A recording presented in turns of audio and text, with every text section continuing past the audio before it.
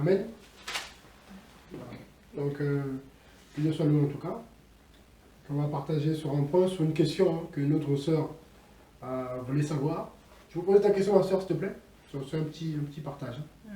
Je veux savoir qui est mon prochain. Qui est mon prochain? D'accord. C'est parce que tu as vu, tu as suivi des discussions par rapport à ça? D'accord. Et les gens disaient quoi par rapport à ça? Mon prochain, ça peut être ma famille, ma mère, mon père, mon frère et soeur. Il y en a qui disaient c'est tout le monde en général. Il y en a qui disent que c'est que les frères en Christ. Et ça, c'est pas que je suis perturbée, mais je voulais savoir exactement la réponse, quoi. Amen. D'accord. D'accord. Amen. Donc, qui est mon prochain? Amen. Déjà, quand on prend, par exemple, le livre de Marc 12 là-bas, hein, on va le lire. Hein. On va prendre Marc 12. Donc, la question, c'est qui est mon prochain? Il y en a qui ont répondu que voilà, c'est que des chrétiens. Les chrétiens, que la famille. Il y en a qui ont répondu que voilà. Donc, tu as vu, tu sais, ok, d'accord. Dieu en train de nous aider. Voilà. On va prendre Marc 12 à partir du verset 30. On va le lire. Attendez. Marc 12 à partir du verset. Marc 12. Pas trop lent. À partir du verset 29. Qu'est-ce qu'il dit? Jésus lui répondit, le premier de tous les commandements est, écoute Israël, le Seigneur notre Dieu est un. Il y a un seul Dieu.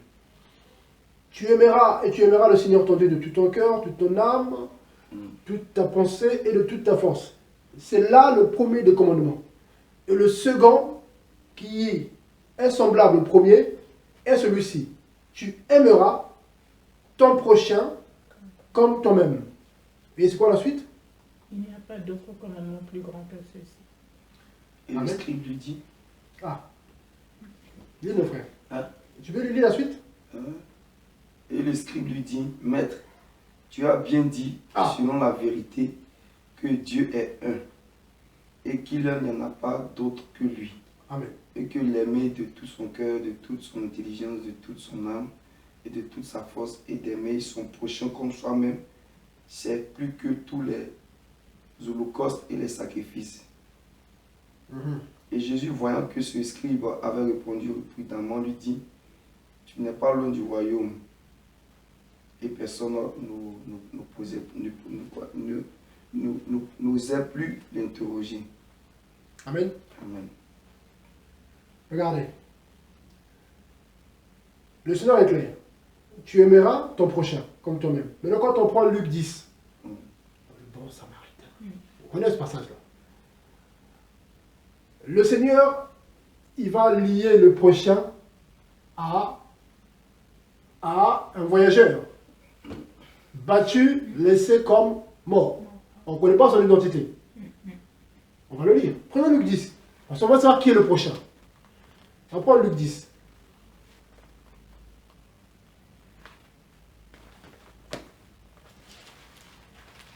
Dieu qu'on nous aide, parce qu'il y a pas mal de choses à partager. Pas mal de choses à partager. On va prendre Luc 10. Ceux qui trouvent peut lire. Hein. Jésus reprit la parole et dit, un homme descendait de Jérusalem à Jéricho. Il tomba entre les mains des brigands qui le dépouillèrent, le chargèrent de plusieurs coups et s'en allèrent, le laissant demi-mort. Un prêtre qui passait par hasard descendait par le même chemin, ayant vu cet homme passa outre. Un lévite qui arriva aussi dans ce lieu, l'ayant vu, passa outre. Mais un samaritain qui voyageait, étant venu là, fut ému de compassion lorsqu'il le vit. Il s'approcha, banda ses plaies, en y versant de l'huile et du vin, puis le mit sur sa propre monture, le conduisit à une hôtellerie et prit soin de lui. Et le lendemain, en partant, il tira de sa bourse 2 deniers et les donna à l'autre en lui disant, aie soin de lui, et tout ce que tu dépenseras de plus, je te le rendrai à mon retour. Lequel donc de ces trois te semble-t-il avoir été le prochain de celui qui était tombé entre les mains des brigands? Il répondit, c'est celui qui a usé de miséricorde envers lui. Jésus donc lui dit, va et toi aussi fais de même. Amen. Amen.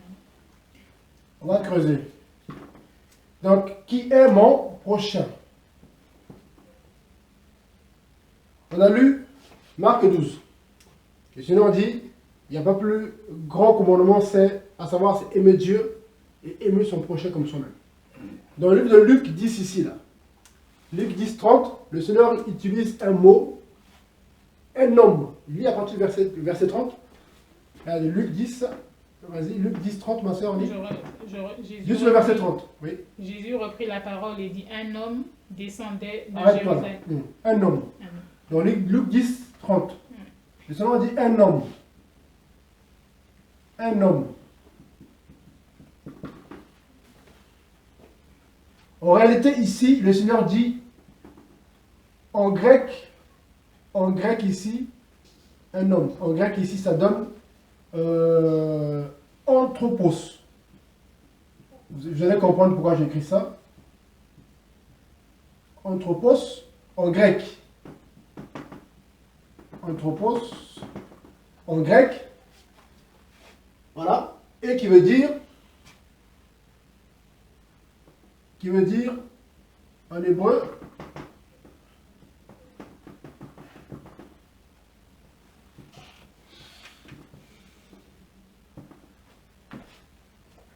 Adam.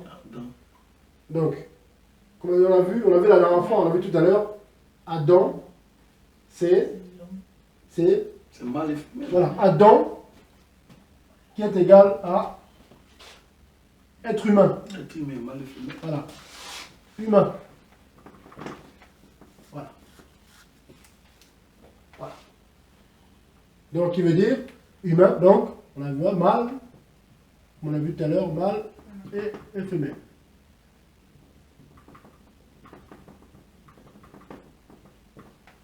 C'est le mot que le Seigneur a utilisé ici. Là. Anthropos. Donc, on dit un homme. Non, on aurait dû dire un Adam. Tu peux remplacer un peu à la place? Mets un Adam à la place. Jésus reprit la parole et dit, un Adam descendait de Voilà. Jérusalem à Donc ça aurait pu être un mâle, une femelle. Ça aurait pu être un homme, une femme. Donc une fois on a compris que le Seigneur a dit un Adam, il n'y a plus de lien sur la religion, sur les origines, Voilà. sur le sexe.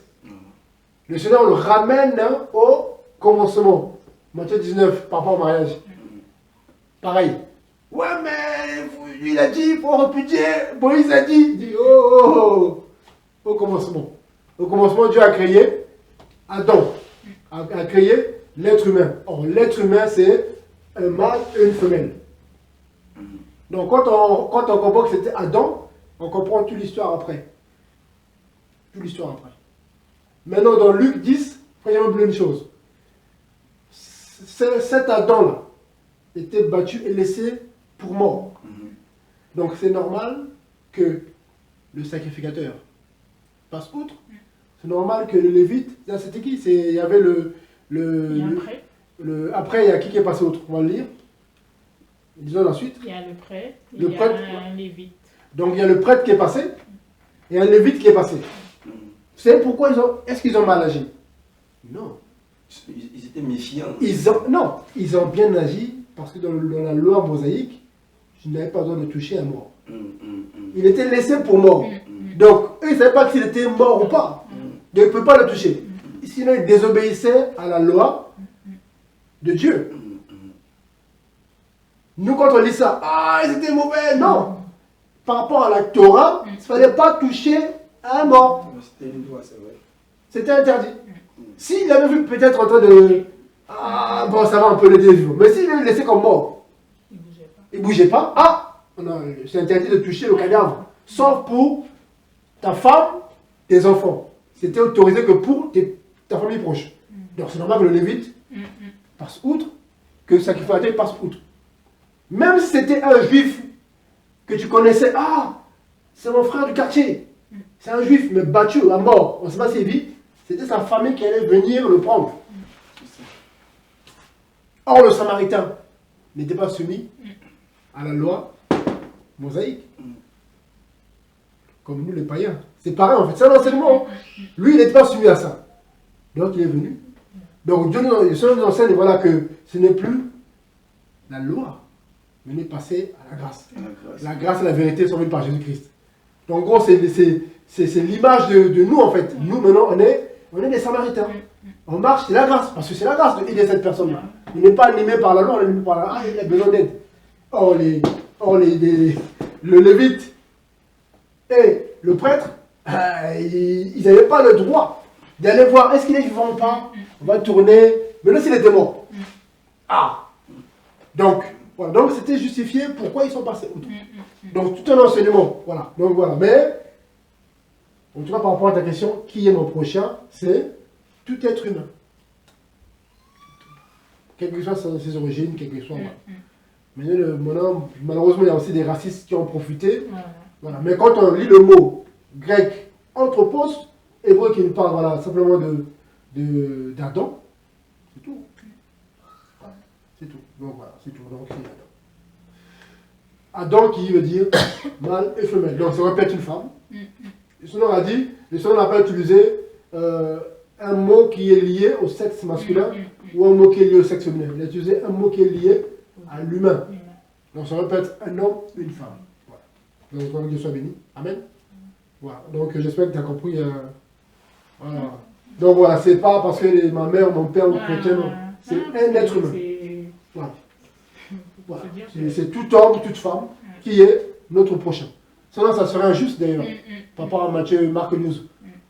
Donc Dieu a dit quoi? Aime ton prochain. Donc Dieu dit il faut seulement aimer les chrétiens. Voilà. Le païen, donc il peut mourir de faim, il peut. Non. Ça va contredire carrément toute la loi de Dieu. C'est carrément la doctrine. Hein. C'est vraiment une question de la doctrine. Donc je ne sais pas comment les gens peuvent, dans leur esprit, croire qu'il s'agit simplement de. Même rien que ça, ça fait bizarre de se dire que non, c'est que des convertis. Non. C'est vraiment une question carrément ce que le Seigneur a dit. Amen. Donc voilà, donc c'était un peu la question de notre sœur. Que Dieu soit béni. Voilà, gloire à Dieu. Merci Seigneur. Amen. Voilà. Merci Seigneur. Voilà. Ouais, c'est des petits comme ça aide aussi beaucoup, hein, avec les questions comme ça qui se posent. Donc on essaie de publier ça pour que les bien-aimés, il y en a qui ne savaient pas. Voilà, soit au courant, voilà, c'est tout être humain. Voilà.